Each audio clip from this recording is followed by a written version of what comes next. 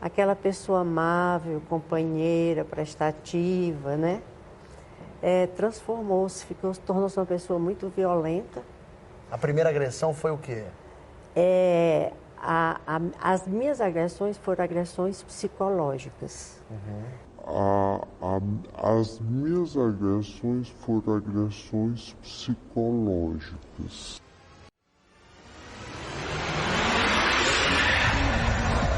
Na boca do crime! Uma madrugada de pânico para os moradores da praça. Na boca do crime!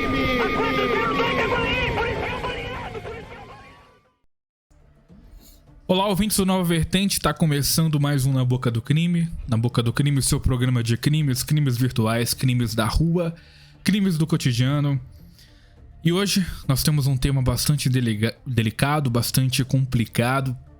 Eu acho que vai ser um desafio para nós tentarmos trazer esse tema de uma forma plena e responsável, porque tem muita coisa para a gente conversar sobre essa história mal contada da Lei Maria da Penha. Então assim, a gente vai trazer, mas a gente não vai trazer esse programa com tirando coisas da bunda. A gente vai mostrar muitas informações, muitos depoimentos para pautar a nossa parte da história. E eu tenho aqui o meu grande amigo Recortes da hora para me ajudar nesse processo. Salve, Recortes, beleza? Salve, boa noite, Caverna, boa noite, ouvintes. Espero que todos estejam bem. E agora uma nova categoria de crimes psicológicos, psicossociais e...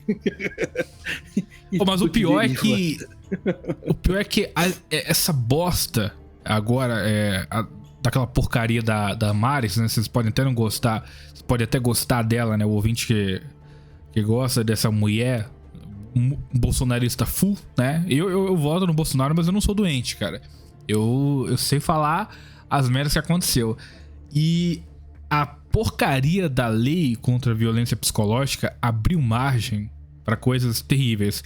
As leis que eu acho que mais ferraram o homem foi a lei da violência psicológica e essa lei Maria da Penha, que foi pautada em uma farsa, e vocês vão perceber o porquê.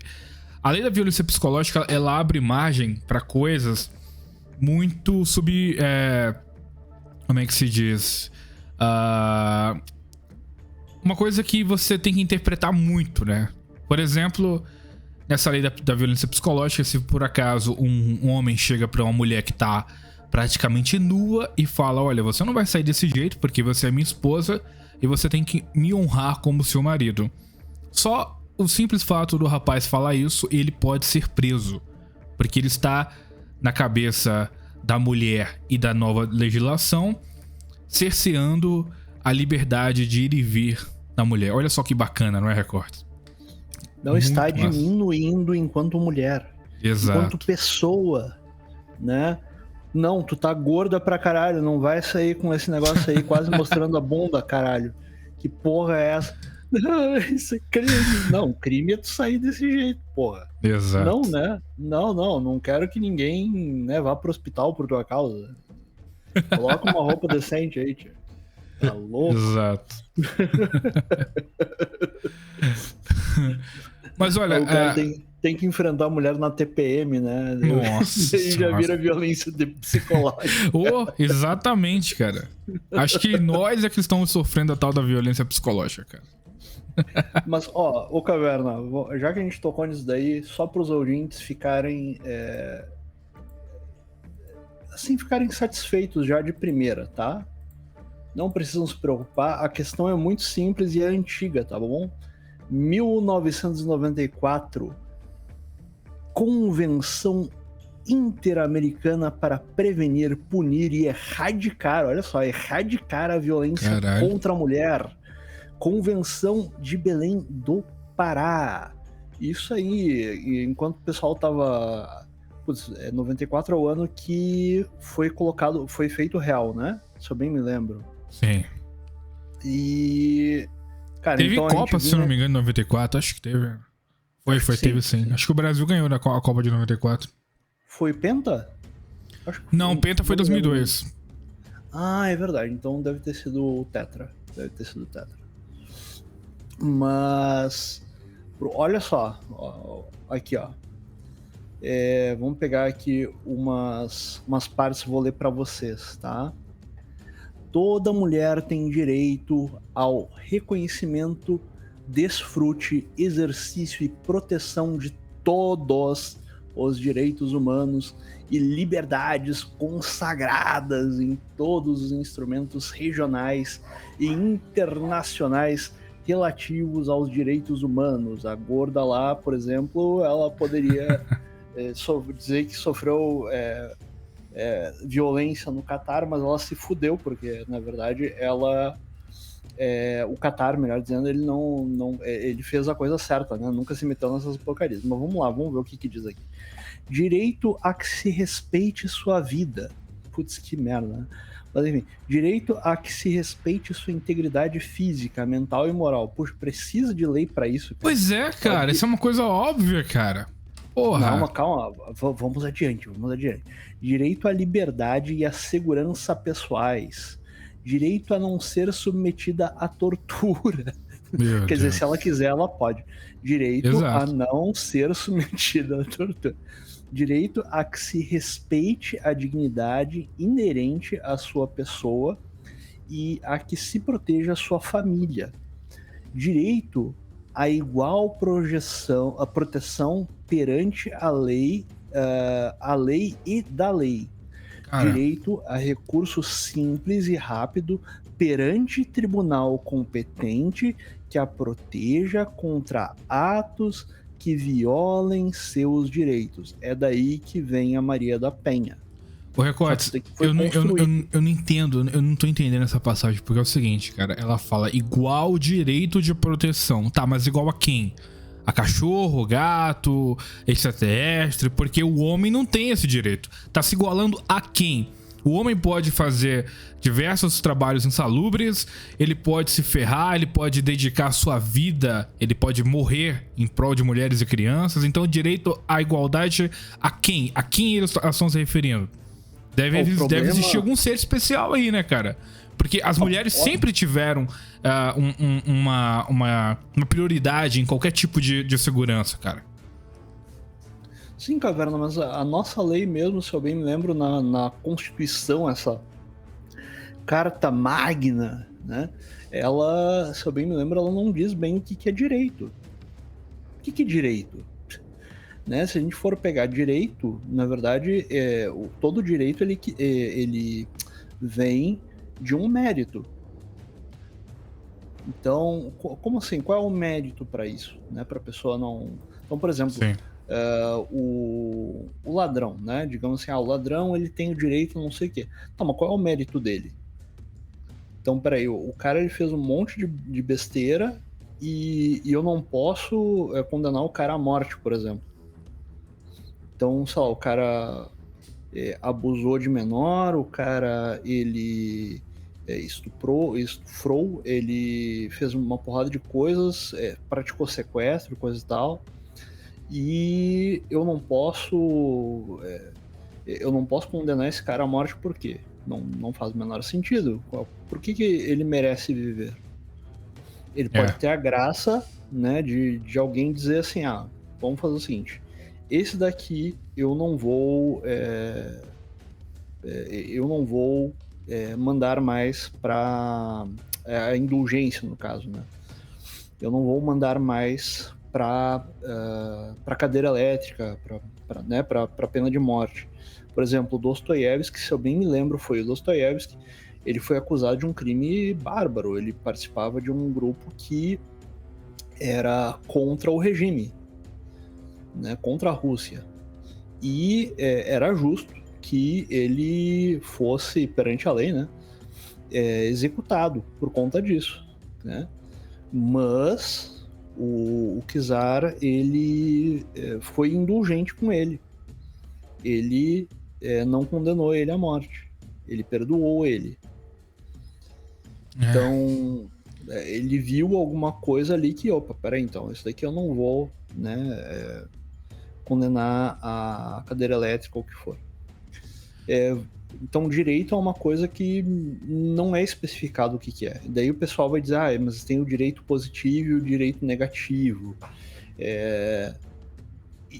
E nada. É que nem aquela coisa, né, Caverna? É contado isso, né, na nossa história, que o tal daquele trecho, como é que era mesmo? Da união dos três poderes, ela... como é que era mesmo? Ela não pode ser quebrada, é uma coisa assim na Constituição. Agora me fugiu direito como é que é, né? Mas aquilo ali foi colocado à revelia. Os caras tinham terminado de fazer a Constituição e não existia isso. Daí os caras resolveram, vamos colocar aqui, eles têm que ser unidos e tem que haver uma harmonia entre os três poderes, né? É quase uma paródia à Santíssima Trindade. Só que dá errado, né? Só que são 3 capetas ao invés de 3 deuses, né? Por assim dizer. E cada um governa para si próprio, né? Pro seu próprio bem, ajuda um ao outro ali, mas tu sabe que é que nem demônio, né? Se puder, toma as coisas para si e pronto. Mas olha só, vamos prosseguir aqui. Eu tava na letra G, né? Então, direito a recurso simples e rápido perante tribunal competente que a proteja contra atos que violem seus direitos. Então, por exemplo, é por isso que mesmo que não se tenha provas, né, o caso daquele rapaz que... agora eu não me lembro, acho que foi o Yanni mesmo, e o Yanni Kirigaya, que foi expulso da casa dele pela MILF lá. Foi graças a isso. Ela acionou Maria da Penha. Por quê? Porque o Brasil ele entrou nesse acordo interamericano dentro da OEA, de forma que coisas absurdas possam ser feitas. Mas a gente vai entrar nos porquês logo depois. Direito de livre associação, isso daqui meio louco, né? Porque, quer dizer, ela pode formar sociedade com quem ela quiser, não vejo problema, né? Desde que não vá mal para a família, por que não? Direito à liberdade de professar a própria religião e as próprias crenças de acordo com a lei, e direito de ter igualdade de acesso às funções públicas de seu país e a participar nos assuntos públicos, inclusive na tomada de decisões. Daí entra o voto feminino, tá? Aqui o direito de toda mulher de ser livre de violência abrange, entre outros, o direito da mulher a ser livre de todas as formas de discriminação. O direito da mulher a ser valorizada e educada, livre de padrões estereotipados de comportamento e costumes sociais e culturais baseados em conceitos de inferioridade ou subordinação, caso do cristianismo, diga-se de passagem. Tá? Deixa eu buscar aqui um negócio rapidinho, peraí.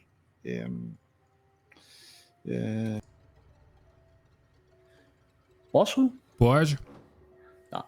Entenda-se que a violência contra a mulher abrange a violência física, sexual e psicológica. Isso daqui está no capítulo 1, tá, dessa Convenção de Belém, de 1994.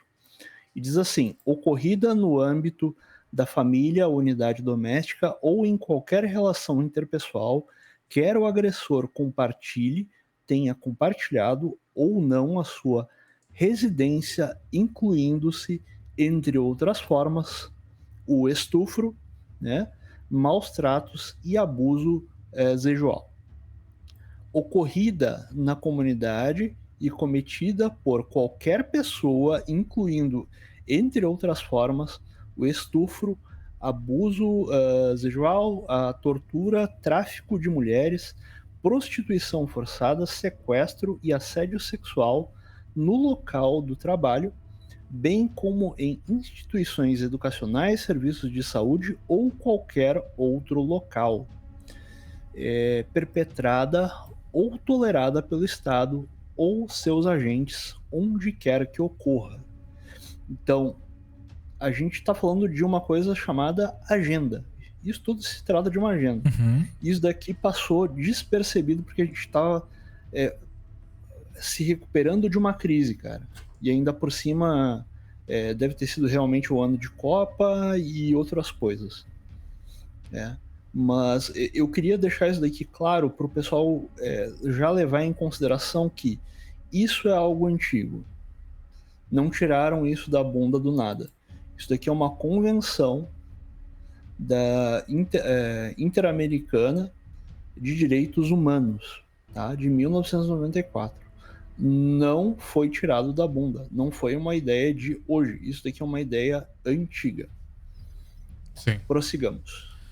Bom, antes da gente começar a falar as inconsistências, vamos contar qual foi a história, né? Existem duas versões. A versão aqui, a primeira versão é a da Maria da Penha, a que ficou famosa, a que teve espaço da mídia em todos os outros lugares, é que...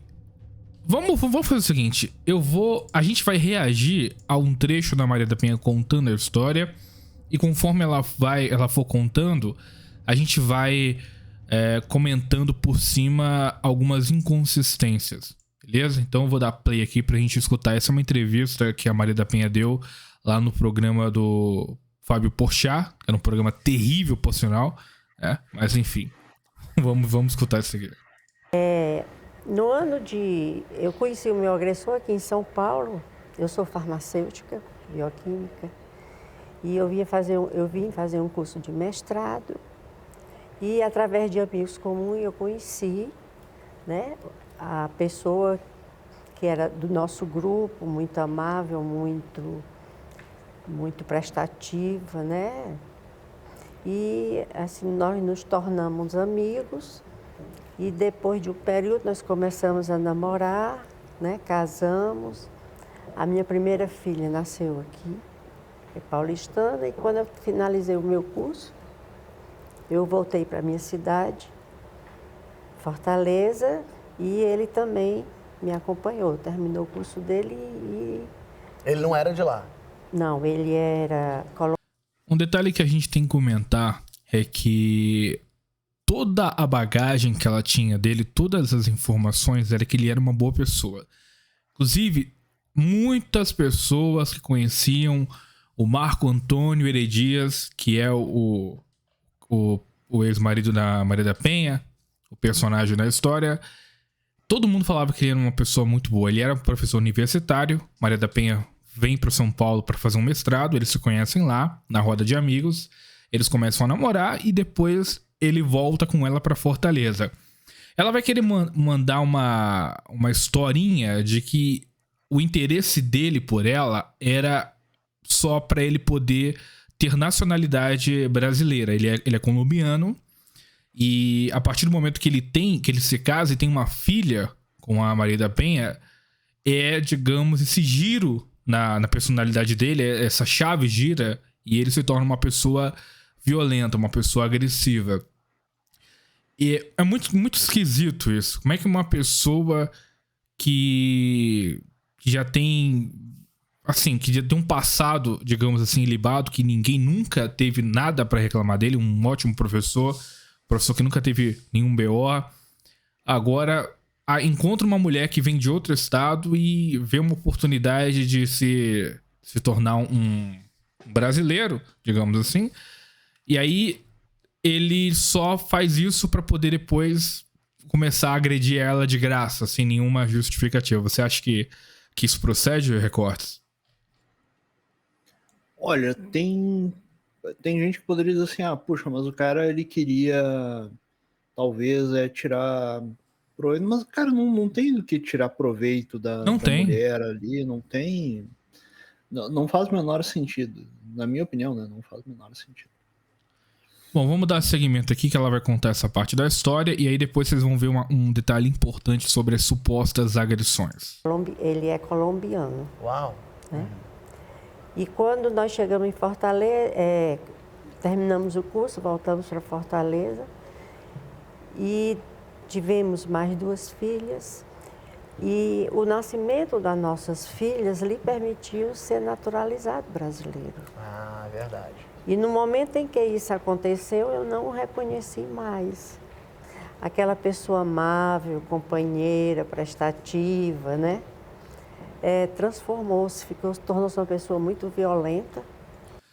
Eu quero trazer uma informação interessante, que a primeira vez que o Marco Antônio Heredias ele foi a público, digamos assim, para contar a sua história, é a primeira e única vez que deram espaço, que deram voz para ele, foi numa entrevista na Isto É.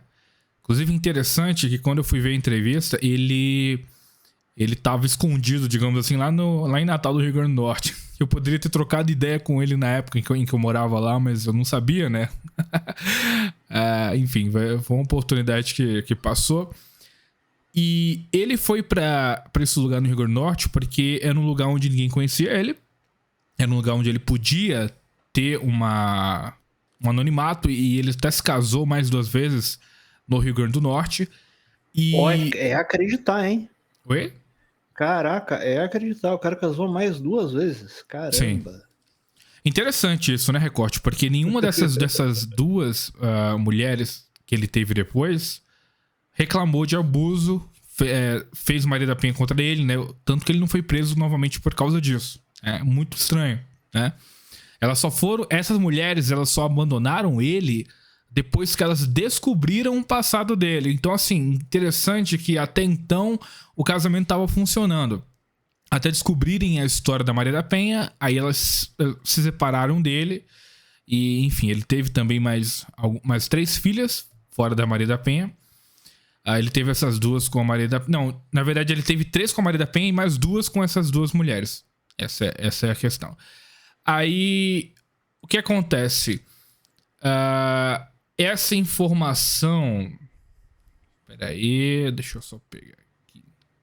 Então é o seguinte, a informação que eu queria passar era que ao nascimento das filhas, os 2 eles tinham uma condição de vida boa, né? A Maria da Penha ganhava bem e o Marco Antônio também. Eles tinham 2 empregadas. Uma cuidava da casa e a outra cuidava das crianças. O Marco Antônio, ele era extremamente severo quanto à educação das crianças. Então, ele queria que as empregadas cuidassem bem das crianças. Ele fala várias vezes que ele era rígido. Ele brigava com elas porque ele não queria que a educação das filhas fosse feita nas coxas. Então, assim, ele tinha um padrão que ele queria que fosse seguido. Inclusive, ele fala que uma das empregadas odiava ele porque ele era muito rígido. Porque brasileiro é meio bagunçado, mas os caras de fora costumam ter uma rigidez. E nós estamos falando dos anos 80. Isso aí era lá pra 81, 83. Que 83 foi o dia fatídico que aconteceu toda a história. Mas quando ela fala que ele batia nas crianças, que ele era rígido com as crianças, que ele se tornou uma pessoa diferente, eu imagino que seja porque a preocupação dele com a educação das filhas era maior até do que com o próprio casamento. Inclusive, vários e vários relatos mostra que o Marco Antônio ele se preocupa muito, muito mais com as filhas do que tudo. Essa mágoa grande que ele tem é por ter perdido as filhas. As filhas sofreram alienação parental. Nessa época, as crianças elas tinham entre 6 a 5 anos, então elas não lembram o que aconteceu na época. Então era muito fácil para você chegar nessas crianças e moldar o pensamento dela, falar, olha... Inclusive eu passei por isso muitas vezes, porque a minha mãe chegava para mim e falava que meu pai fazia assim assado, e por anos e anos eu achava que meu pai era o vilão da história. Só depois de velho, só depois que eu me mudei pro Rio e comecei a conviver com meu pai, eu vi que muita coisa não batia e que meu pai não era o vilão da história. Não era o herói, mas também não era o vilão. Perdão. Não, pode falar. É que isso é um traço interessante, né, Caverna, de pessoas que são ou psicopatas ou narcisistas. Né? Muito mais perfil narcisista. Porque, poxa, a gente vê aí mães narcisistas, que nem casos que a gente trouxe aqui, né? Então, o marido começou a dar mais valor para a filha do que para ela. Então, o Hernani entrevistou aquela senhora Geisa, acho que era Geisa o nome, que a mãe dela, quando ela atingiu uma determinada idade, a mãe dela começou a agir como se ela fosse uma espécie de entrave, de perigo, né? E é comum encontrar isso daí. É comum encontrar filhas de narcisistas, né? De mães narcisistas, que a mãe começou a maltratar elas. Então, digamos que o cara ele desse mais valor, como se deve dar de certa forma, né? Não mais valor, né? Mas ele dá mais atenção para os filhos do que para a mulher, e eu não sei qual era o âmbito deles, né? Qual era o âmbito dela, o que ela fazia, como é que ela era conhecida na cidade. Eu não fui atrás disso daí, até porque na verdade é muito difícil de encontrar informações sobre isso, né? Mas uma outra coisa que eu posso afirmar aqui, cara, se tu vai ali para conhecer famílias tradicionais, por exemplo, na Argentina, cara, tu quer que o teu filho... Eu conheci famílias católicas tradicionais lá, e o espanhol como um todo, ele tem um grande apreço quando ele se importa com a educação dos filhos. Ele tem um grande apreço por formar eles, fazer com que sejam pessoas que reflitam sobre as coisas, né? Então as filhas dele iam saber português e espanhol, por exemplo. Ele queria que as crianças seguissem um determinado padrão, e tem alguns estados aí, algumas cidades no Brasil até hoje, né, que o cara ele quer simplesmente deixar as crianças sair correndo pelado né, na rua, coisa e tal, e dane-se. De repente o cara ele só queria, pô, não é pra deixar as crianças saírem assim, não, elas têm que ter um horário, coisa e tal. Tanto é que mais tarde vai saber que o único lugar da casa onde se tinha chuveiro elétrico era no quarto das filhas dele. Exatamente. Ótimo ponto. Então, ele era um cara interessado pelo bem-estar das filhas, mas não significa que ele não desse atenção para a esposa, a menos que ela quisesse uma atenção muito maior do que ele podia dar naquele momento, visto que talvez ele achasse que era mais importante se focar nas próprias filhas, ainda mais se o casamento tivesse indo pro brejo. Ainda mais se ele percebesse que, opa, o casamento tá indo pro brejo, né? Não sei. Daí eu não sei como é que ele fala disso. Eu quero só ler o trecho em que ele fala na matéria. Quem tiver interesse de ler a matéria completa, você procura Isto é Vergonha Brasileira, Marco Antônio Heredias. Você vai encontrar essa reportagem. É uma mulher, inclusive até de Natal, uma tal de... Deixa eu pegar o nome dela aqui.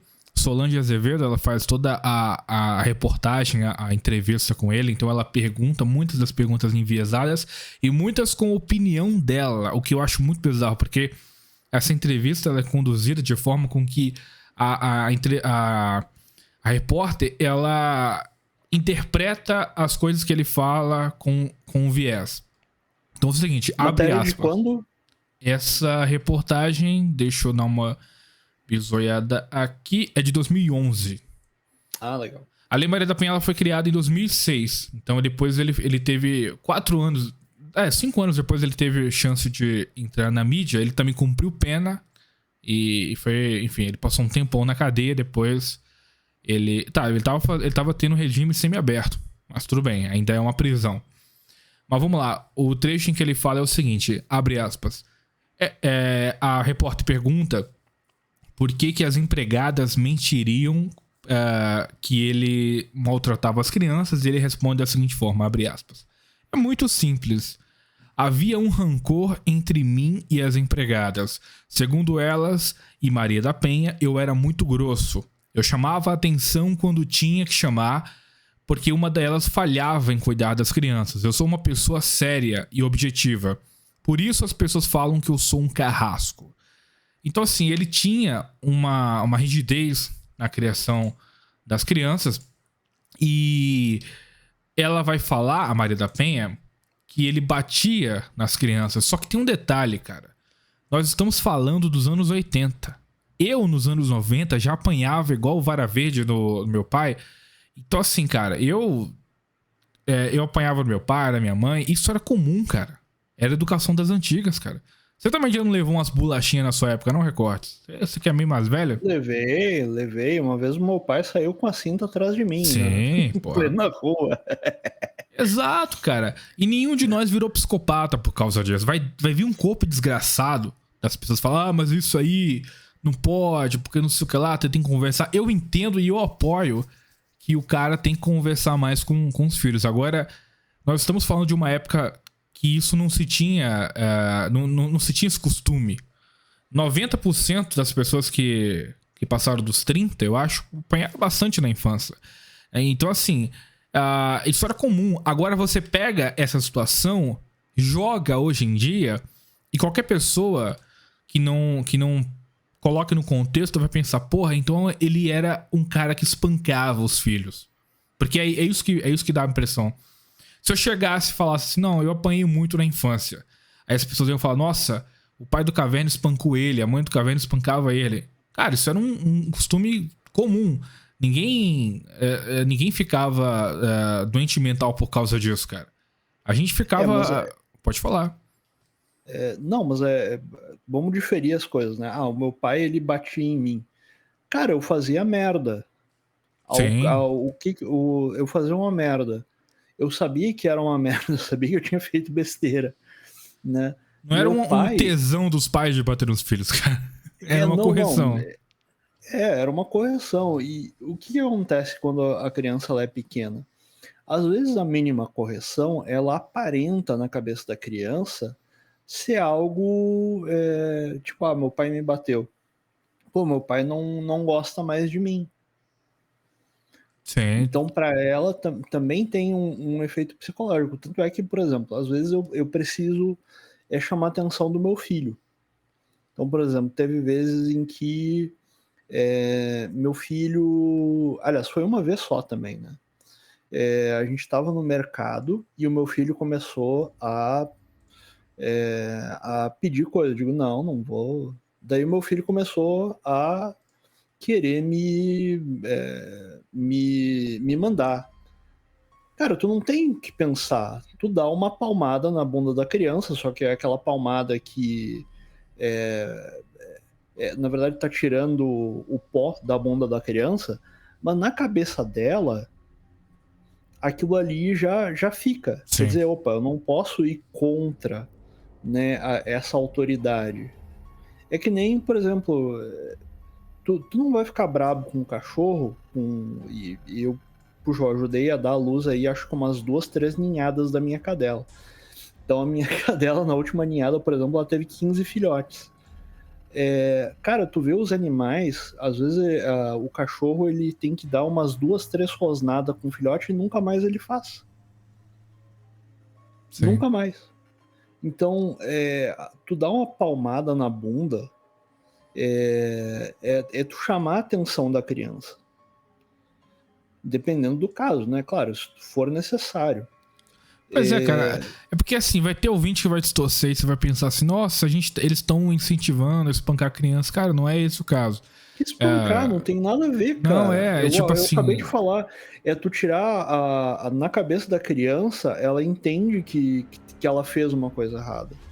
Sim. E que ela não tem poder. E o que acontece no cérebro da criança quando ela não tem poder e ela quer aquela coisa? Ela amadurece. Por quê? Porque ela não tem poder para ter aquela coisa.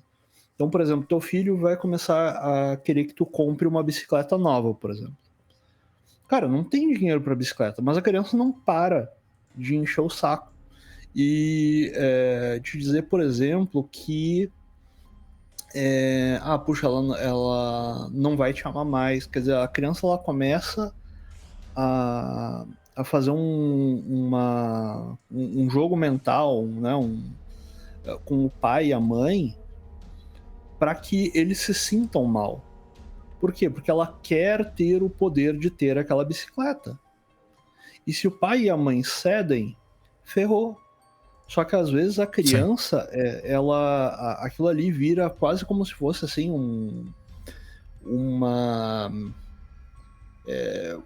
uma atitude histérica que ela não para.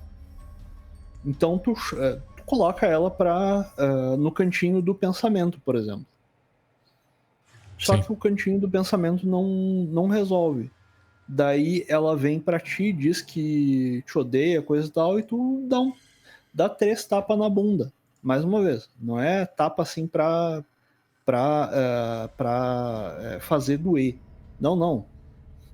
É quase como se fosse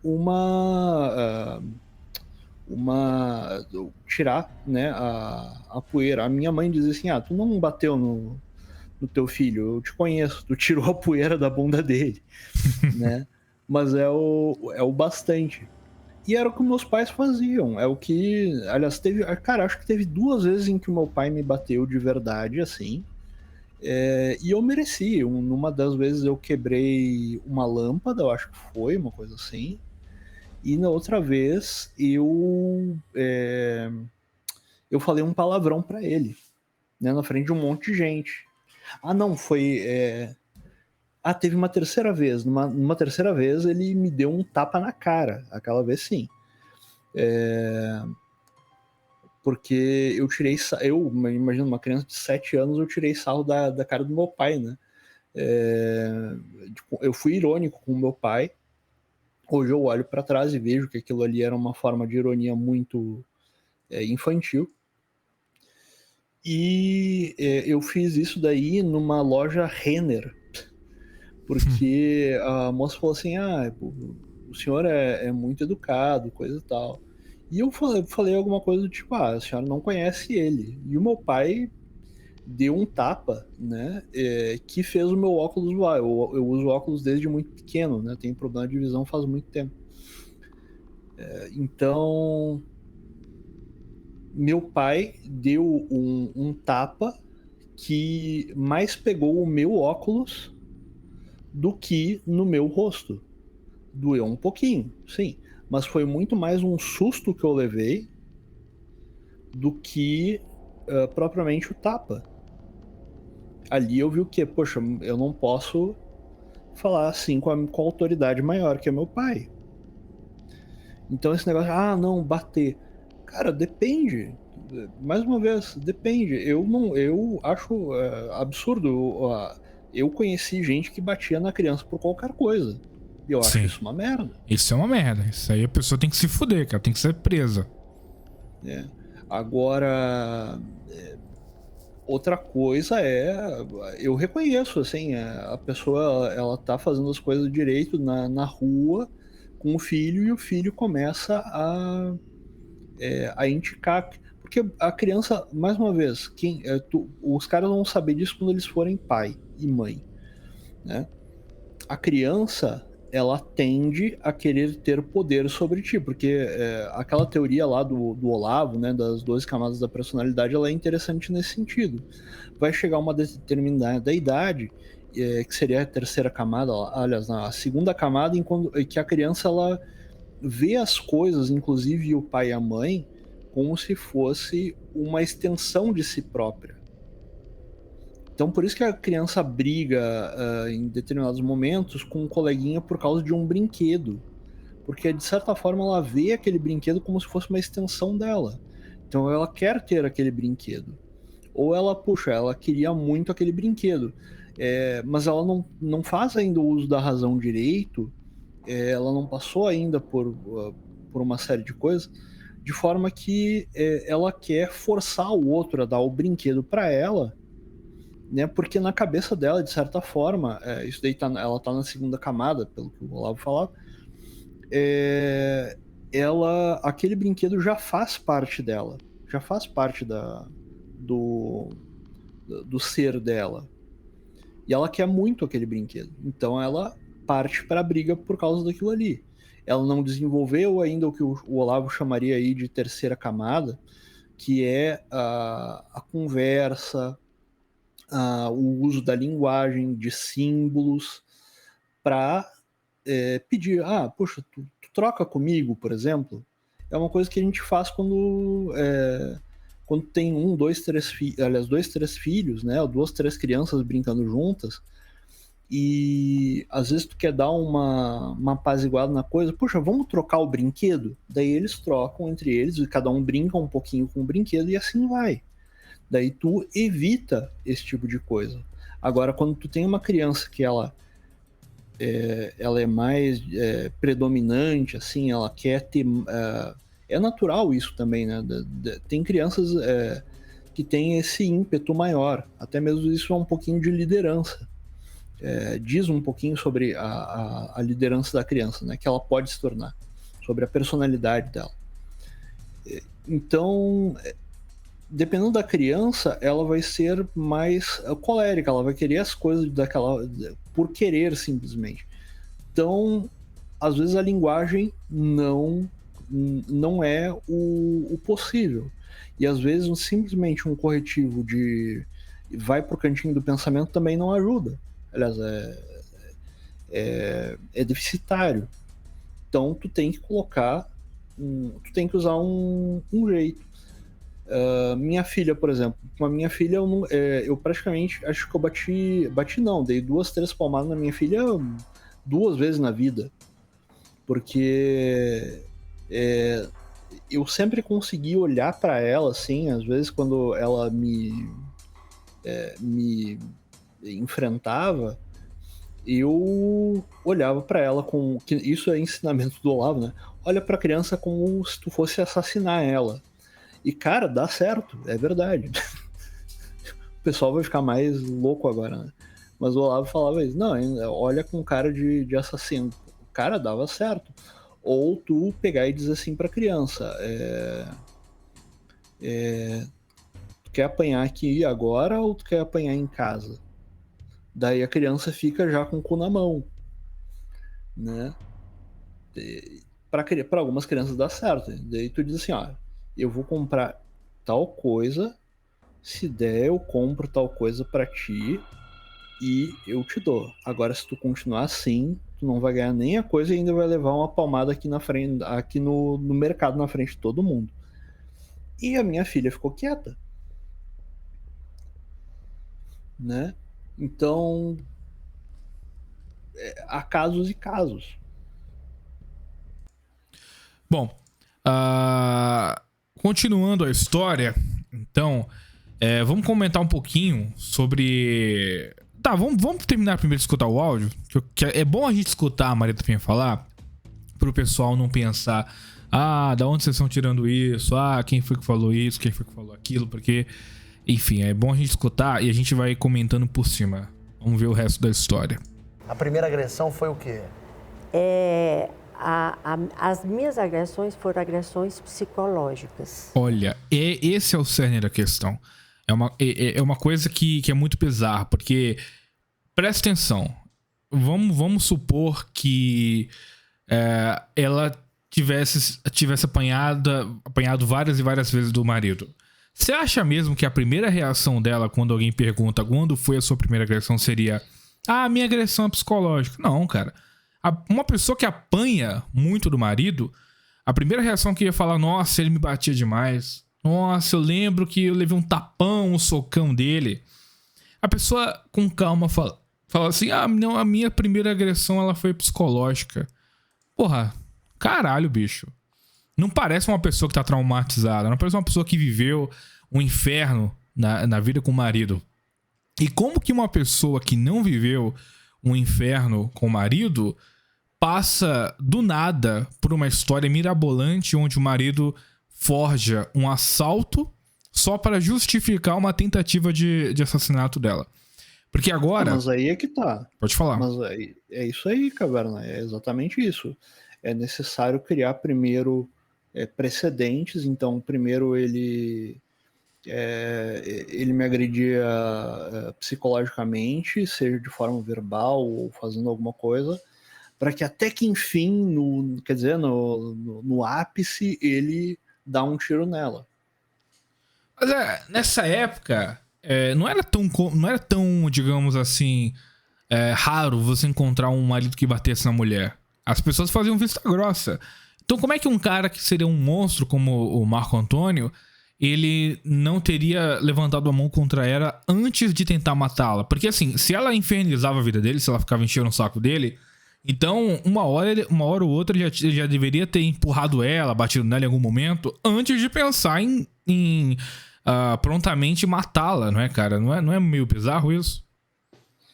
É total, mas mais uma vez, né, Caverna, é foda.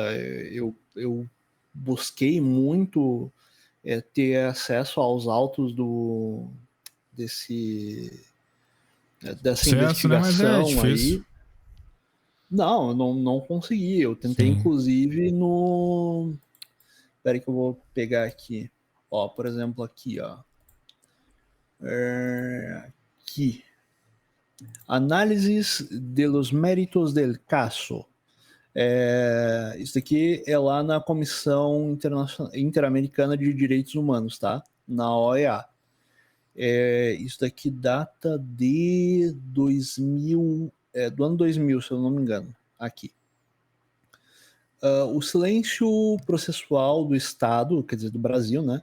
A respeito da petição contradiz sua obrigação adquirida ao ratificar a Convenção Americana em relação com a faculdade da comissão para atuar a respeito das petições e outras comunicações no exercício de sua autoridade de conformidade com o disposto nos artigos 44 e 51 da Convenção. Aqui ele está falando da Convenção de Belém, por isso que eu queria ler para vocês. A comissão analisou o caso sobre a base dos documentos provistos, ou imagino que sejam providos, pelo peticionário e outros materiais obtidos, tendo em conta o artigo 42 de seu regulamento. Entre os documentos analisados se encontram o livro publicado pela vítima Sobrevivi, Posso Contar, o informe da Delegação de Roubos e Furtos. Cara, isso daqui tinha que vir a público. Esse negócio deveria vir a público para a gente poder saber realmente o que aconteceu. Porque no Brasil, a maioria de roubos, assassinatos, cara, não é solucionado. Eu acho que menos de 5% de roubos e assassinatos no Brasil é investigado e se chega a alguma coisa. Sim.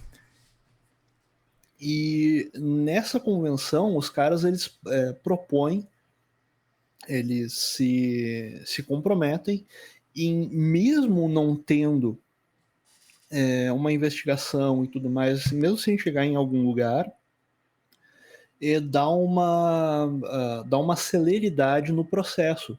Só como é que tu vai acelerar um processo se tu não tem as provas e tudo mais? Então, aqui, na análise do mérito do caso, eles citam um monte de coisa, mas tu não tem poder de ir atrás disso daí. Tu não pode pegar esse material para averiguar, né? Então, pô, é uma grandíssima merda. Sim. É do interesse deles que fica oculto, cara. Eles querem que não venha, que a gente não possa averiguar. Enfim. Complicado. Vamos continuando aqui. Certo? E psicológico, porque ele me diminuía e porque ele não me respeitava, né? Assim. Essa era a suposta agressão. Era grosseiro demais, né? Grosseiro demais. Tudo, cara, tudo coisa que você... Sei lá, cara. Tudo coisa que não deveria envolver a lei. O problema dela, se ela casou com um cara que ela não gosta da forma que o cara fala, com a forma que o cara a trate. Foda-se, não é essa. Isso aí não é a lei que tem que julgar, é você que tem que escolher o marido, caralho. Sim, e já era o segundo casamento dela, né? Exato. Por que não se divorciou? A gente vai entender. E achava defeito em tudo, e tudo eu era responsável, Tudo né? era culpa tua. Toda a culpa era minha, né? E o pior é que minhas filhas eram maltratadas fisicamente, assim, Uau. sabe? Inclusive ele era grosseiro. Que a gente estava conversando agora. Chegava a bater, né? E Como isso todo pai nos anos 80. me deixou desesperada, angustiada, né? E assim, querendo que ele até encontrasse uma pessoa que o levasse da minha casa. Olha só que interessante. Ela fala nesse momento aqui, querendo que ele encontrasse uma pessoa que levasse ele embora. Então, assim, ela meio que desejava que ele tivesse uma amante que tirasse ele da vida dela, né? Bizarro. Muito bizarro. E depois ela vai ficar puta porque descobre que quando ela tava mal, ele teve a amante. Exato. Ela descobre uma das cartas da amante dele. Torcendo pra ele arranjar. Pra ele arranjar, né? Mas isso não aconteceu. Já não havia mais amor. Aconteceu, ali. mas... Não. Era só medo. Só. Uau. Né? Então, um dia em maio, no mês de maio, eu estava dormindo, era por volta de 5, 6 horas da manhã, e quando eu acordei com um estrondo muito forte dentro do meu quarto, né, do nosso quarto, e eu quis me mexer e não consegui. Bom, acho que agora a gente já pode comentar por fora. É o seguinte, a história é a seguinte. Tava dormindo ela, às 5, 6 horas da manhã, e ela ouve um barulho, de repente ela não consegue se mexer, né? Qual que é a questão? Na cabeça dela, o Marco Antônio atira nela na tentativa de matá-la. Só que ele, na tentativa de matá-la, ele não mira em um ponto vital. Ele não mira na cabeça, no peito, ele mira na coluna. O que é muito bizarro. Porque se era um cara que tratava ela tão mal, se era um cara que não gostava dela, a diminuía, por que o Marco Antônio iria tentar matá-la, porque ele ia tentar atirar na coluna dela, sabendo que isso daria um problema pra ele? Por que ele iria tentar machucá-la, sabendo que quem iria cuidar dela seria ele? Aí você pode perguntar, Caverna, como você tem certeza que ele iria cuidar dela? É fato, meus amigos. Depois que ela sai do hospital, ele apronta toda a casa deles em favor dela. Ele aumenta o banheiro para poder caber a cadeira de rodas. Ele faz uma rampa. Ele faz toda uma acessibilidade na casa deles, pensando na Maria da Penha. Depois do ocorrido, eles ainda ficam juntos por 7 meses. Olha só que interessante. Depois desses 7 meses é que ela decide ir até a polícia, dar o depoimento e mudar totalmente a história. É bizarro. Tá, esses 7 meses eu tô contando também os 4 meses que ela ficou no hospital, tá? Só pra deixar claro. Ela ficou 4 meses internada no hospital. Essa é a versão dela, que ele tentou matá-la e atirou na coluna. Então ela vai pro hospital e aí, do nada, ele tem que cuidar dela e depois ele tenta novamente matar ela, eletrocutada no chuveiro, sendo que esse chuveiro só quem usava eram as crianças e esse chuveiro não estava adaptado a porta, no caso, não estava adaptada para entrar a cadeira de rodas. Exatamente. Era um chuveiro diferente. Sendo que não há comprovação de que ela realmente tomou esse banho, tá? Porque o único lugar onde tinha esse chuveiro elétrico que supostamente poderia eletrocutá-la era o quarto das crianças, onde ainda não tinha acessibilidade para ela. Então o quarto deles, né, era o lugar onde ela costumava tomar banho. Então é muito esquisito que ele tenha tentado matar ela no chuveiro, num lugar onde daria tão ruim. Mas vamos lá, vamos voltar um pouco na história e saber qual que é a história do Marco Antônio. O Marco Antônio estava dormindo e escutou um barulho, escutou alguém entrando dentro da casa deles. Ele levanta para ver o que aconteceu. Nisso ele encontra alguns ladrões tentando roubar a casa. Ele tenta lutar contra esses ladrões. Então assim, você pode até pensar, nossa, Caverna, que Jaspion O cara meteu uma de Rambo, vai lutar contra ladrão. Só que tem um detalhe, meu irmão.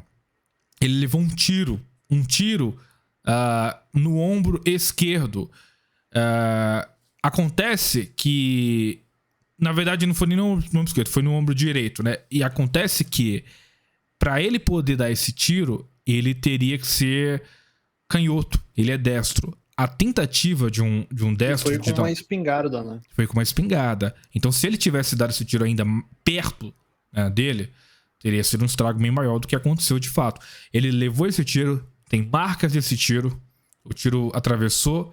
A Maria da Penha, fala que ele não levou um tiro, que ele levou, na verdade, uma facada. Só que, na verdade, essa facada que ele supostamente teria levado, na verdade, não tem nada a ver. São só marcas de sutura de onde ele levou o tiro. Então, outras coisas que corroboram com o fato dele ter lutado contra os assassinos é que, quando ele foi para o hospital, ele tinha marcas de uma mão esfolada, porque um dos assaltantes tentaria enforcá-lo, e ele lutou contra os caras segurando a corda que eles usaram para enforcá-lo. Então a mão do cara ficou toda esfolada, o cara levou um tiro de uma espingarda. O tiro que a Maria da Penha levou não foi de espingarda, foi de outra arma. Então, vamos juntar o quebra-cabeça. A Maria da Penha recebe um tiro na coluna. Ela recebe um tiro com outra arma diferente, que não é a arma que o marido já tinha. O marido recebe um tiro com uma arma diferente, uma espingarda. Tem a mão esfolada com corda. Há sinais de luta. Então, como que um cara, só pra matar ela, faria todo esse carrossel, todo esse circo, só pra não conseguir matá-la? Por que ele iria se dar o trabalho de atirar num lugar não vital, pra ter dor de cabeça depois, cuidar dela, fazer rampa, fazer banheiro adaptado?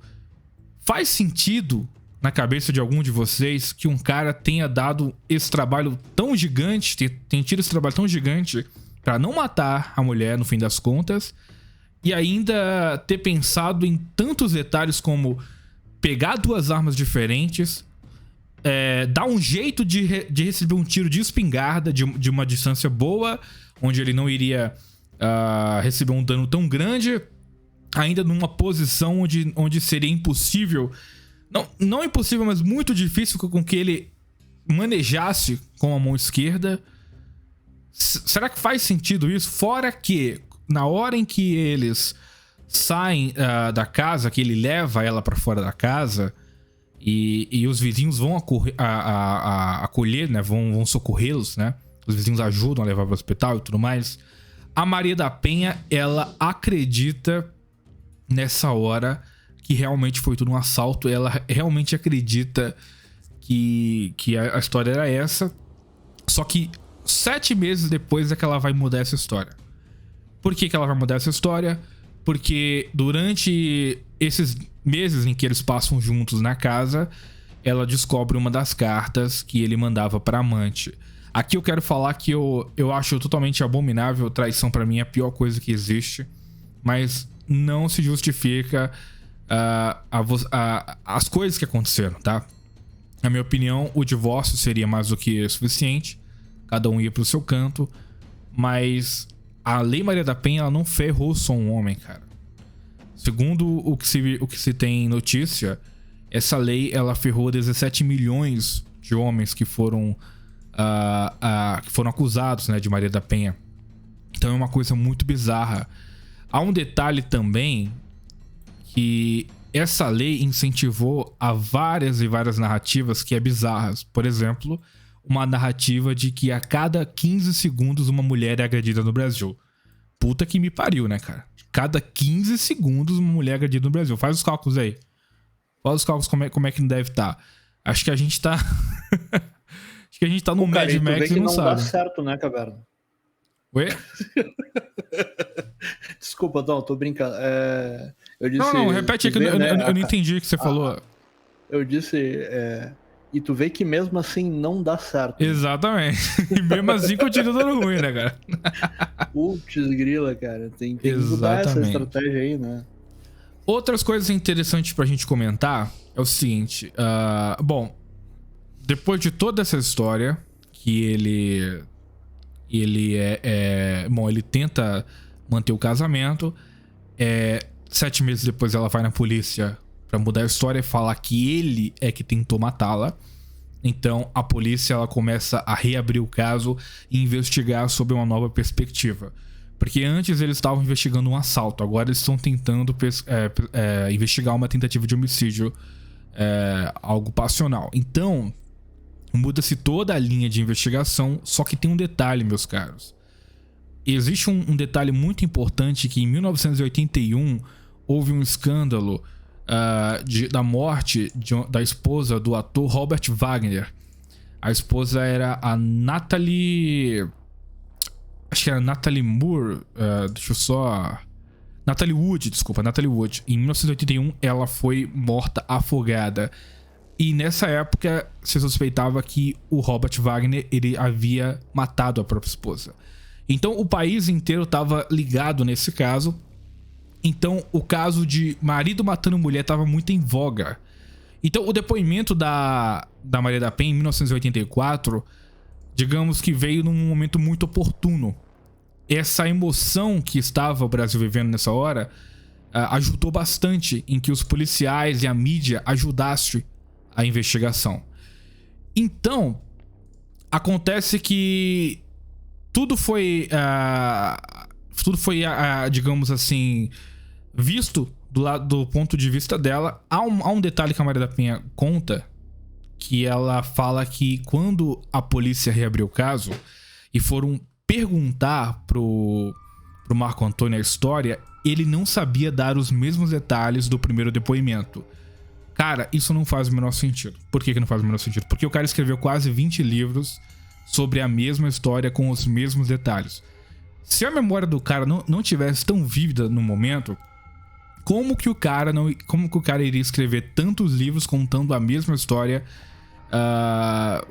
com tantos detalhes? Mais detalhes do que a Maria da Penha conseguiu colocar até agora. Então não faz sentido. Alguma coisa nesse processo, alguém omitiu o depoimento dele ou algo assim, alguma coisa nesse processo deu errado, né? É o que eu suspeito. Então, pode falar. Desculpa, pode ter sido o caso, por exemplo, do Ministério Público. Nem, por exemplo, o pessoal... O Hernani fala algumas vezes, né? E o pessoal também diz que, se, por exemplo, tu deixa um advogado da ativo, né, do Ministério Público, cuidar do teu caso, pode ser que o cara ele faz um trabalho merda. E daí o que vai acontecer? Tu vai ir pra cadeia. No canal do Aldir Gracindo, ele entrevista uma advogada que conta, por exemplo, o caso de um pedreiro, que era um cara, se eu bem me lembro, um homem de família, e ele foi acusado de abuso de menor. O que acontece? Todos os depoimentos foram colhidos, e o depoimento da vítima, né, e da mãe não batia em nada. Tanto é que, por exemplo, o cara levou testemunha, o patrão dele dizia, não, fulano estava aqui na obra em tal hora. Só que o que aconteceu? Ele utilizou um advogado da ativo do Ministério Público, uma coisa assim, né? E, cara, esse advogado, filho de uma puta, ele não colocou nada daquilo ali. Ou seja, chegou lá no juiz, o juiz ia mandar prender ele. Ele bateu na porta dessa advogada, pedindo, pelo amor de Deus, ajuda. E a advogada viu, né, ela mesma conta isso, que em detalhes assim, que, poxa, todos os depoimentos demonstravam que o cara era inocente e que a mãe e a menina estavam mentindo. Inclusive, a única pessoa que estava abusando dela era o próprio, entre aspas, marido dela, que, se eu não me engano, tinha uns 20 anos, uma coisa assim, e ela tinha 15, 14. Então, eu não duvido que esse tipo de coisa já acontecia antes, entendeu? Sim. Então pode ser que, por exemplo, não, deixa que pro advogado tal lá do ministério, o cara do ministério não faz um trabalho decente. E o cara se ferra. Pode ter acontecido. É uma possibilidade. Sim. Bom, uma coisa interessante que a gente tem que conversar também é que a Maria da Penha, ela escreveu um livro, a mídia inteira ficou a favor dela, mas ninguém quis escutar a história do Marco Antônio. O Marco Antônio escreveu o livro que é Maria da Penha, a Verdade Não Contada, e ninguém queria publicar esse livro. Ninguém. O Marco Antônio, ele teve que pagar para que pudessem publicar. Inclusive foi no Clube dos Autores, que é um site onde ele vende o livro dele. E o que acontece?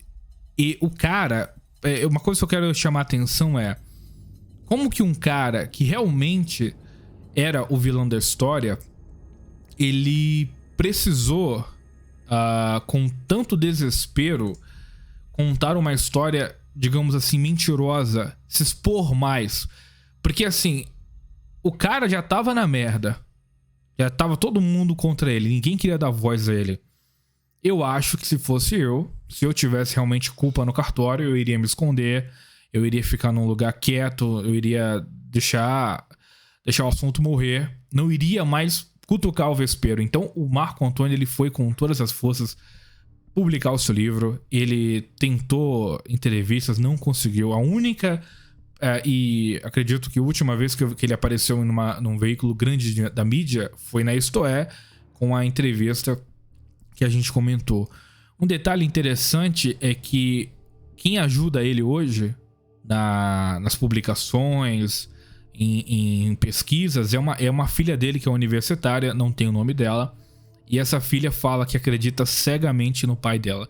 As palavras são assim: eu acredito cegamente no painho, ele seria incapaz de fazer essas coisas. Há muitos depoimentos de amigos, de pessoas que apoiavam o Marco Antônio antes, digamos assim, da história tomar uma proporção muito grande. E muitas dessas pessoas, elas mudaram o seu depoimento depois. Mudaram. Muito bizarro, né? A impressão que dá é que essas pessoas não queriam, digamos assim, problema pra cabeça delas, né? Então acabaram ajudando a enterrar o cara.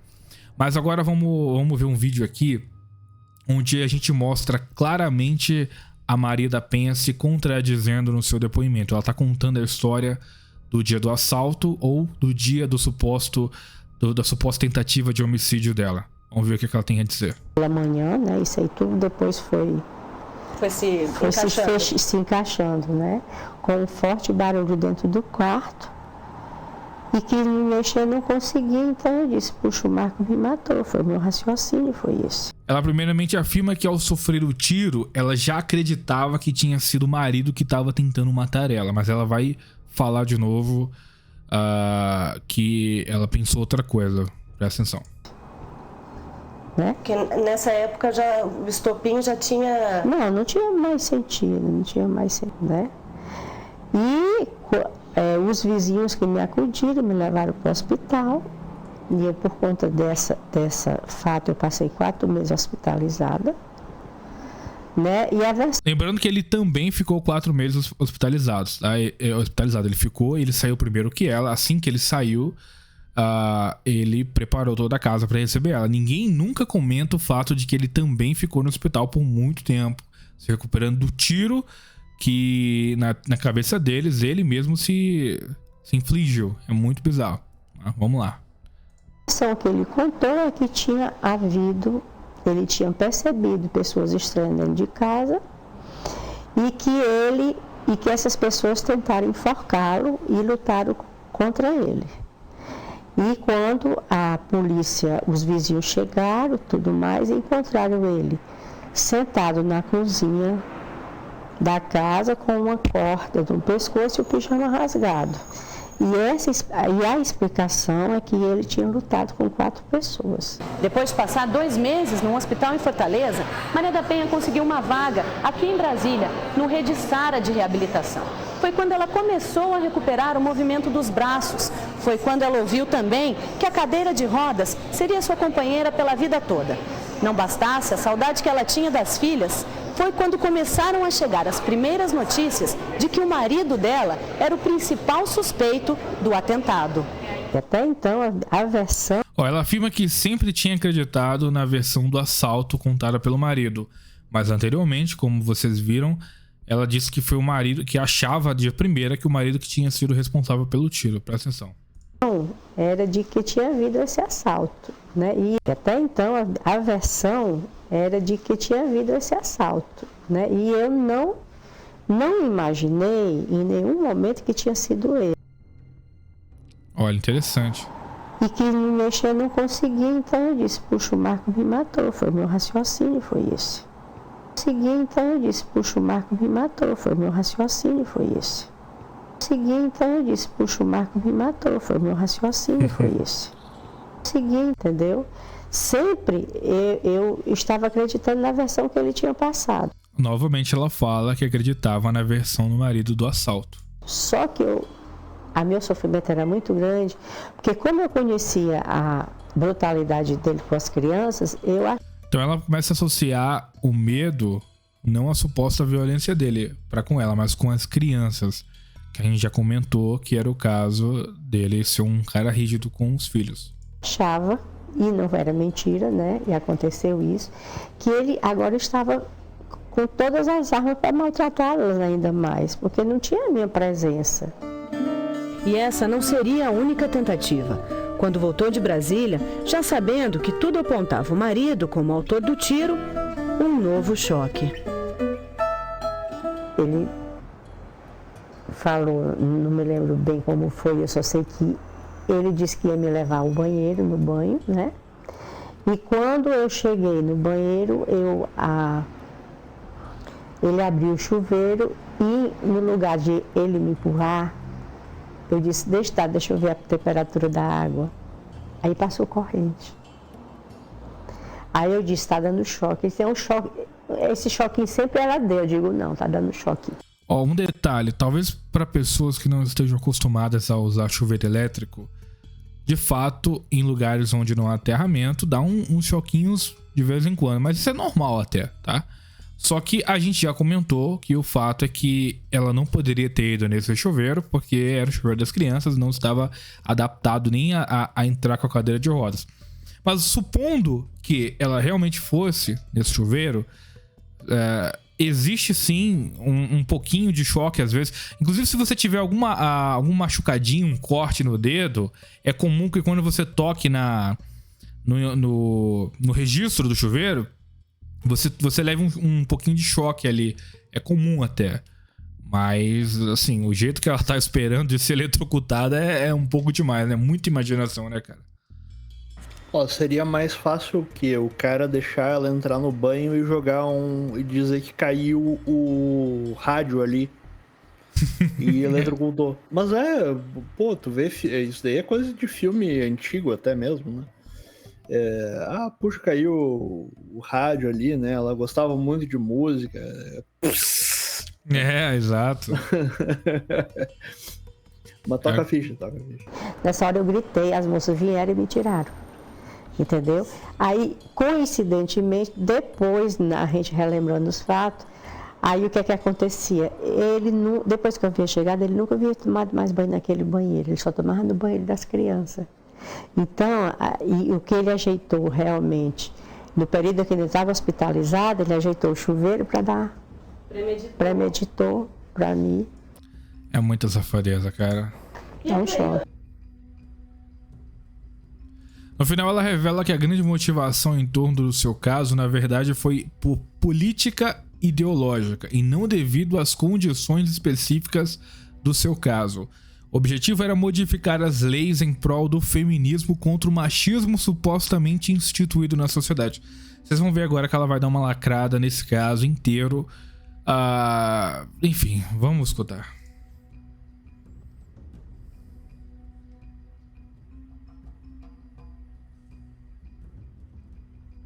Eu sei que muitas mulheres se beneficiaram demais com essa lei.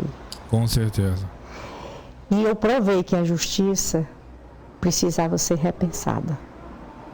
Porque a mulher sempre foi vítima do machismo na sociedade. Não do machismo entre quatro paredes, mas o machismo público. Né? Que quantas mulheres morriam assassinadas e quem era responsável ela era própria, na boca dos advogados. Né? Ela morreu porque ela afrontou, ela morreu porque ela traiu. Fez por merecer. Fez por merecer. Bom, dá um pause aí, Caverna. Não, eu termino o vídeo. Aqui, tá? É que é o seguinte, uma coisa que precisa ser dita aqui é, cara, quando, por exemplo, tem a Convenção de Belém, nós temos o que ali? Nós temos um período de diversos problemas financeiros não, econômicos no Brasil. Nós temos, por exemplo, o êxodo, que existe, que nós já falamos, né? Lá da Bahia, que vai para São Paulo, então vai ter diversos problemas agravados por causa disso. E a celeridade também é por causa disso. Então, o que os caras se aproveitaram, vamos dizer assim, porque eu não posso provar que realmente foi uma sucessão de fatos pensados para culminar como culminou. Isso seria uma teoria da conspiração, afinal de contas. Né? Quem diria uma coisa dessa? Que longe de mim, imagina. Que isso, Google? Nós? Não, isso é bobagem. Mas é curioso que tantos problemas econômicos, uma série de pessoas viajando, né, migrando, perdão, produza um ambiente maravilhoso para quê? Para existir esse tipo de lei, para existir uma intervenção, vamos dizer assim, internacional no país. E me permita dizer isso com base em coisas, em algo palpável, tá? Para o pessoal não dizer assim, mas de onde é que tá tirando isso daí, Recortes? Da bunda? Não, permita-me. Relatório anual 2000, tá? Do ano 2000 do CIDH, né? Em 20 de agosto de 1998, a Comissão Interamericana de Direitos Humanos, doravante denominada a Comissão, recebeu uma denúncia apresentada pela senhora Maria da Penha Maia Fernandes pelo Centro pela Justiça e pelo Direito Internacional, o CEGIL, e pelo Comitê Latino-Americano de Defesa dos Direitos da Mulher, o CLADEM, doravante denominados os peticionários. Baseada na competência que lhe conferem os artigos 44 e 46 da Convenção Americana sobre Direitos Humanos, doravante denominada a Convenção ou a Convenção Americana, e o artigo 12 da Convenção Interamericana para Prevenir, Punir e Erradicar a Violência contra a Mulher, a já falada Convenção de Belém. Permita-me, meus amigos, meus queridos ouvintes, dizer o que é o CEGIL. Somos defensores e defensoras de direitos humanos que trabalhamos para reduzir a desigualdade, a discriminação e a violência em suas várias dimensões. A cada dia, nossas estratégias de litígio, incidência e comunicação contribuem para o fortalecimento das democracias ou democracinhas, a proteção e promoção de direitos e o combate à impunidade na região da América Latina, ou seja, não é nem no Brasil. O CEGIL é uma organização não governamental sem fins lucrativos com status consultivo perante a Organização dos Estados Americanos, a OEA, e as nações Unidas e possui status de observador perante a Comissão Africana de Direitos Humanos e Povos. Olha a missão do CEGIL. A missão do CEGIL é contribuir para o pleno exercício dos direitos humanos nas Américas mediante o uso eficaz dos mecanismos e instrumentos que fazem parte do Sistema Interamericano de Direitos Humanos, o SIDH, e outros mecanismos internacionais de proteção dos direitos humanos. Vamos ver aqui quem financia o CEGIL. Vamos lá. Tem uma imagem aqui que não dá para ver o que é direito. A Broadfirdy Wealth, imagino que seja pelo negócio aqui que seja alemã. O Ministério de Assuntos Exteriores da Noruega, a Oak Foundation, o The Overbrook Foundation, e aqui vamos ver o que o Overbrook Foundation é. Overbrook Foundation é uma fundação familiar progressista que apoia organizações que provêm os direitos humanos e conservam o meio ambiente. Vamos ver aqui, valores, né? Honrando a visão e a dedicação de seus fundadores, Ellen e Frank Altschuh, pelo visto alemães, né? A Overbrook Foundation honra seu papel como administrador da confiança pública e da missão da fundação, programas avançados de forma ética, responsável e respeitosa, é transparente e aberto, algumas coisas bobas aqui, apoia a justiça social e sustentabilidade ambiental, isso daqui, quer dizer, essa pauta já é antiga, na verdade, né? Promove a defesa, a responsabilização e a forma das instituições e do governo. Essa daqui é uma organização que defende tranquilamente a democracia. Quem mais? Olha só, uma tal de Sociedade Aberta Foundation. Caralho. Sociedade Aberta Foundation. Open Foundation. A Misereor Igr Hilfswerk, sei lá o que é isso. Government Principally of Liechtenstein. Lá também para o lado da Alemanha, se não me engano, Liechtenstein. A Porcerninha, isso daqui é uma organização americana mesmo, americana espanhol, né? Latino-americana. A Suécia Sverige, o WK Kellogg Foundation, o IGSD, a Seattle Foundation e a Wellspring Philanthropic Fund. Aqui um parênteses. Deixa eu pegar aqui. A planinternational.org, ela diz assim, é uma fundação criada em 1937, ou seja, é uma fundação antiga, digamos assim, uma ONG antiga, feita para atuar em tudo quanto é lugar, né, possível. E o interessante é que todos eles se alimentam, tá? Então, por exemplo, a Sociedade Aberta Foundation, ela doa para os CEGIL, e ela vai doar para o outro cara que vai doar depois para o CEGIL. Isso é bem interessante, que eles se ajudam, né? Assim, então, essa grana ela é mandada para diversos lugares de forma que ela possa ser redistribuída por essas próprias fundações da forma que for necessária.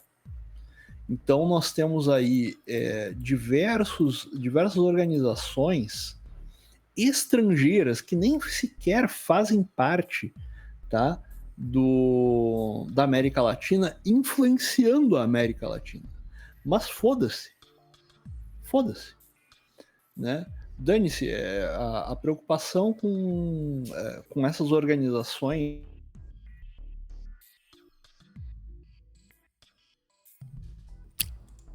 Ué, alô? Tá aí ainda? Ó, a gente caiu aqui rapidinho, mas já voltamos já, ouvinte. Vamos continuar. Então, como eu tava falando, dane-se, foda-se se a gente tá sofrendo uma série de... há anos, né, diga-se de passagem, uma série de influências nefastas na nossa cultura dessas instituições. Então, nem mesmo, por exemplo, as nossas FFAA, vamos falar assim, nem outros órgãos de inteligência aí, eles ligam para isso. E nem tampouco as famílias aí, os bambambãs, né, a nossa elite brasileira liga para isso. E foi nisso daí que deu. Eles pegaram ali o caso, eles poderiam, verdade seja dita, eles poderiam ter pego qualquer caso. Qualquer caso. Sim. Mas, minha opinião, cara, o fato dela ser cadeirante, dela estar inválida e puxa, é um homem que traiu, né? Porque ele teve um caso lá com uma outra mulher enquanto ela estava mal. Já é o bastante, cara, pra dizer assim, não, o cara é um baita um filho da mãe, então vamos pegar esse daí mesmo e tacar ele à frente. Mas tu vê que o CEGIL, ele não é nenhuma instituição brasileira.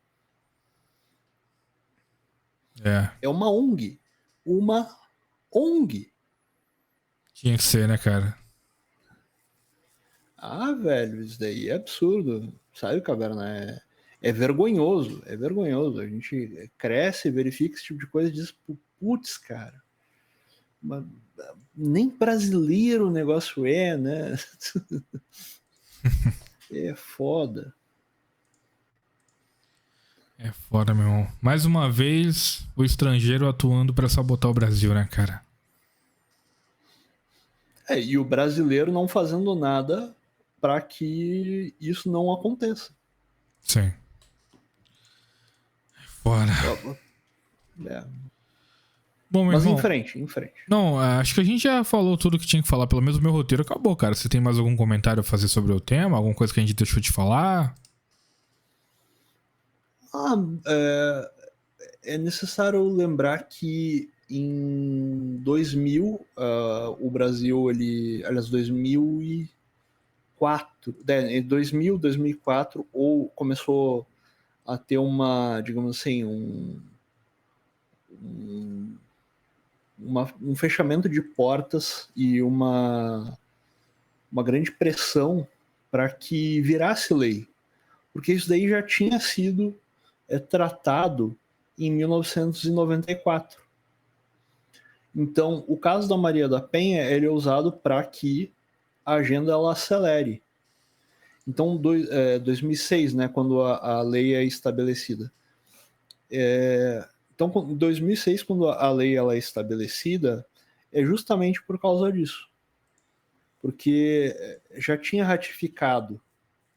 Poderia não ter feito? Poderia. Mas os caras não tiveram culhão para bater de frente.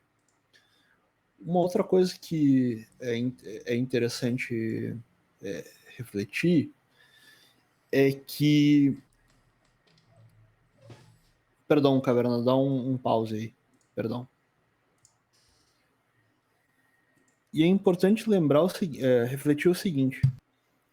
Uma vez que isso daí se torna lei e entra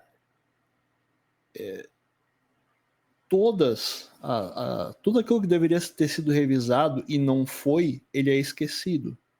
Então, por exemplo, ninguém verifica, nós aqui que estamos refletindo sobre isso,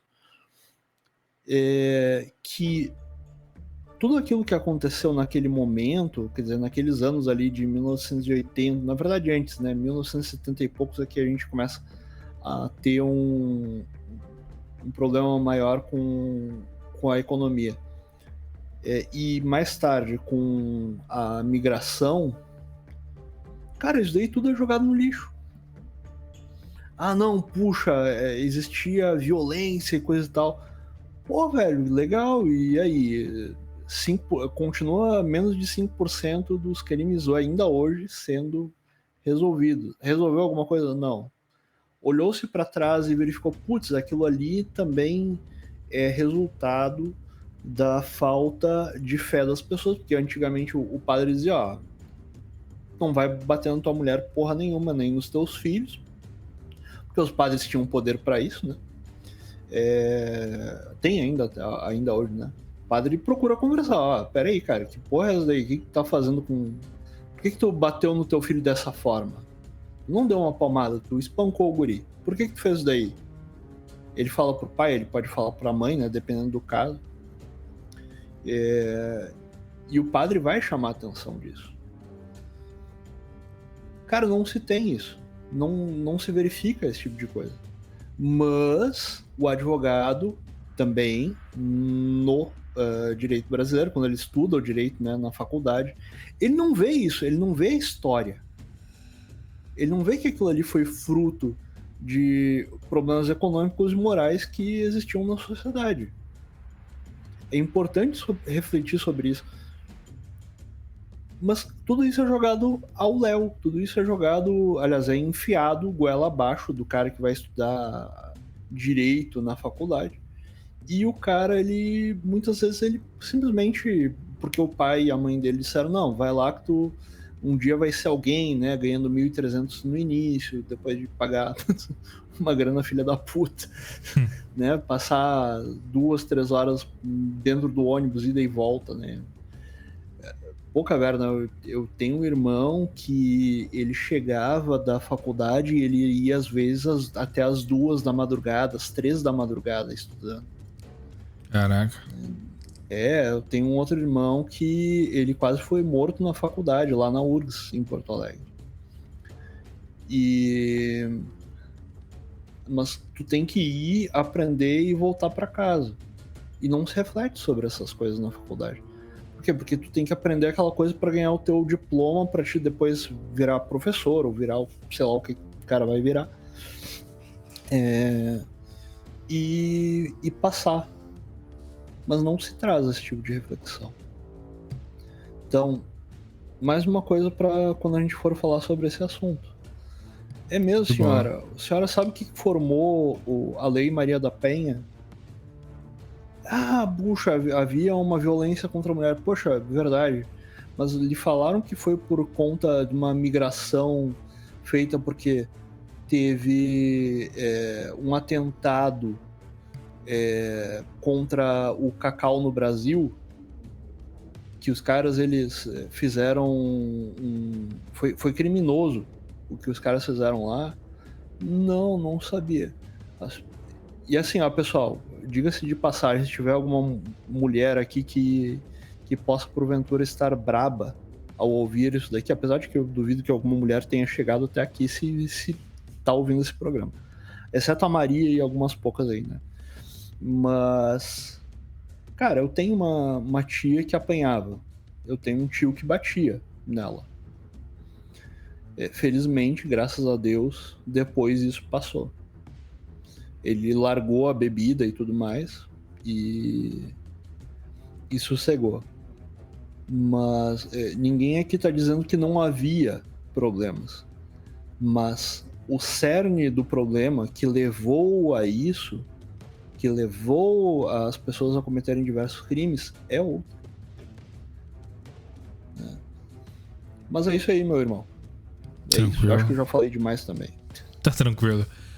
Bom, ouvintes, esse foi o programa sobre a Maria da Penha. Claro que existe mais caroço nesse angu, mas eu acho que dá pra entender, com tudo que nós trouxemos hoje, que essa história está totalmente deturpada e não dá pra gente... Bom, eu pelo menos tenho uma opinião formada, que eu acho que a Maria da Penha é uma grande farsante, mas pra quem ainda quer buscar a verdade irrefutável, pode pelo menos começar questionando a versão dela. Beleza? Então, muito obrigado, ouvintes. Fiquem com Deus, meus amigos. Por favor, se inscrevam nos nossos canais, né? O meu canal e o do Recortes vão estar na descrição. Deem essa moral pra gente. Muito obrigado, ouvintes. Fiquem com Deus e até a próxima. Valeu! Até a próxima, pessoal.